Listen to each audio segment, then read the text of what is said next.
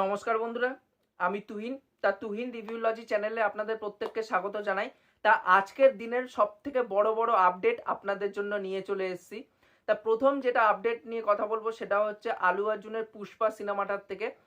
শোনা যাচ্ছে নাকি পুষ্পা সিনেমার নাকি থার্ড পার্টও হয়তো সুকুমার বানাতে পারে, এরকমটাই নাকি এখন বলিউড মিডিয়া এবং সাউথ ইন্ডিয়ান কিছু মিডিয়ার থেকে কিন্তু এই খবরটা শোনা যাচ্ছে, এবং বিভিন্ন পেজেসের থেকেও কিন্তু এই খবরটা শোনা যাচ্ছে যে সুকুমার হয়তো এই সিনেমার থার্ড পার্টটাও বানাতে পারে।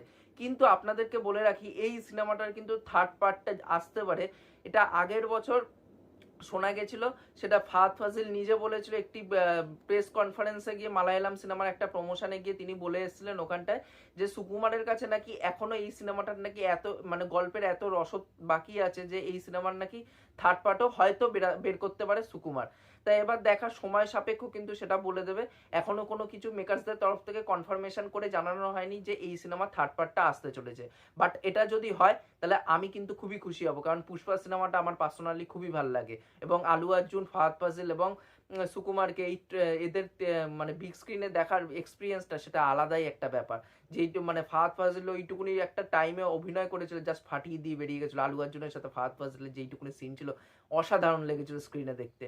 তাই এটা ছিল প্রথম আপডেট। আজকে দ্বিতীয় যেই আপডেটটা নিয়ে কথা বলবো সেটা হচ্ছে, শোনা যাচ্ছে নাকি জিৎ নাকি বেঙ্গল টকিজের সাথে হয়তো কোলাবোরেশন করে একটা সিনেমা হয়তো আনতে পারে। বেঙ্গল টকিজ মূলত ফ্যামিলি ঘরানার সিনেমা করে, যেরকম আমরা দেখি যে দেব, অভিজিৎ সেন এবং বেঙ্গল টকিজ এই ট্রায়োকে আমরা প্রত্যেক বছর ক্রিসমাসে দেখি। এরকম বিভিন্ন পেজেসের মাধ্যমে শোনা যাচ্ছে যে জিৎ হয়তো বেঙ্গল টকিজে কাজ করতে পারে। এবার বেঙ্গল টকিজ যেই ঘরানার সিনেমা করে ফ্যামিলি ঘরানার সিনেমা, ফ্যামিলি ড্রামার সিনেমায় কি জিৎ করবে, নাকি বেঙ্গল টকিজ জিতকে নিয়ে কোনো কমার্শিয়াল ধর্মী সিনেমা তৈরি করতে চাইছে?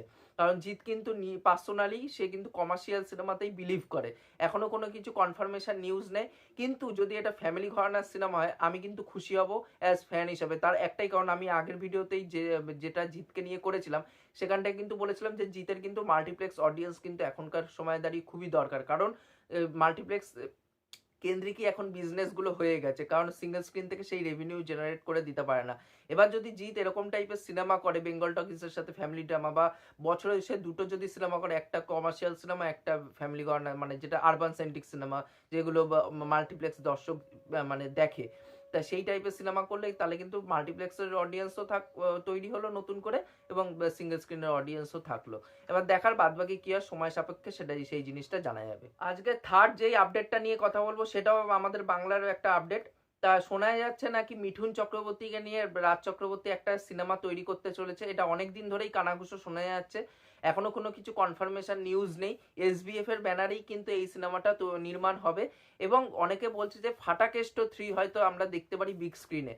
কিন্তু এটা যে ফাটাকেষ্ট 3 হচ্ছে, যে রাজ চক্রবর্তীর সাথে কাজ করছে মিঠুন চক্রবর্তী এবং ফাটাকেষ্ট 3 আমরা দেখতে চলেছি, এটা কিন্তু এখনো কোনো কিছু কনফার্মেশন নিউজ নেই। যদি এটা ফাটাকেষ্ট 3 হয় সেটা তো খুবই ভালো হয়, কারণ ফাটাকেষ্ট সিনেমাটা আমার পার্সোনালি খুবই ভালো লাগে, ওই টাইমে দাঁড়িয়ে খুবই এনজয় করেছিলাম। আর ওই ডায়লগটা আমার খুবই প্রিয় ছিল, যে শালা মারবো এখানে লাশ পড়বো শ্মশানে। তাই দেখার এবার এটা ফাটাকেষ্ট 3 নাকি রাজ চক্রবর্তী মিঠুন চক্রবর্তীকে নিয়ে অন্য একটা সিনেমা, কমার্শিয়াল সিনেমাই হবে, কিন্তু অন্য একটা সিনেমা, অন্য একটা গল্প আমরা দেখতে পেলাম। দেখার সেটা সময় বলে দেবে বাদ বাকি। আরেকটা যেটা মিঠুন চক্রবর্তীকে নিয়ে এই আপডেটটা, সেটা হচ্ছে যে শোনা যাচ্ছে দেব এবং মিঠুন চক্রবর্তী এই ডুয়োরে আবার হয়তো বিগ স্ক্রিনে আমরা দেখতে পেতে চলেছি, এবং শোনা যাচ্ছে অভিজিৎ সেন এই সিনেমার পরিচালনার দায়িত্ব থাকবে। কারণ আমরা প্রত্যেকবার জানি যে ক্রিসমাস মানেই হচ্ছে বেঙ্গল টকিজ, অভিজিৎ সেন এবং দেব, এই ট্রায়োকে আমরা কিন্তু বিগ স্ক্রিনে দেখি ক্রিসমাসের সময়। এবার শোনা যাচ্ছে নাকি মিঠুন চক্রবর্তী আবার দেবের সাথে কোলাবোরেট করে একটা সিনেমা আনতে চলেছে। এবার দেখার এটা প্রজাপতি 2 হয় কিনা, কারণ অনেকেই বলছে এটা প্রজাপতি 2।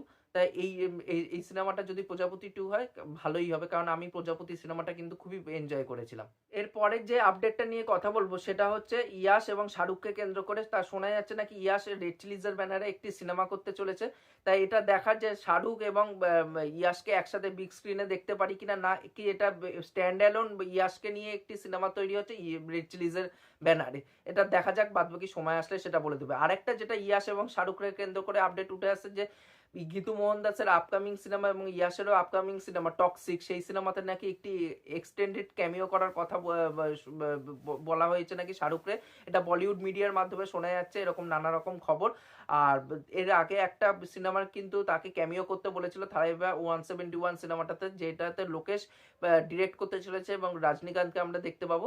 তা ওই সিনেমাতে নাকি তাকে ক্যামিও করতে বলেছিল, কিন্তু তিনি না করে দিয়েছেন। তার একটাই কারণ, তিনি অনেকগুলো সিনেমাতে যেহেতু ক্যামিও করে ফেলেছে, তার এক্সক্লুসিভিটি ধরে রাখার জন্য সে এখন কোনো সিনেমাতে ক্যামিও করতে চাইছে না। এবার দেখা শাহরুখ এই সিনেমাতে ক্যামিও করে কি করে না।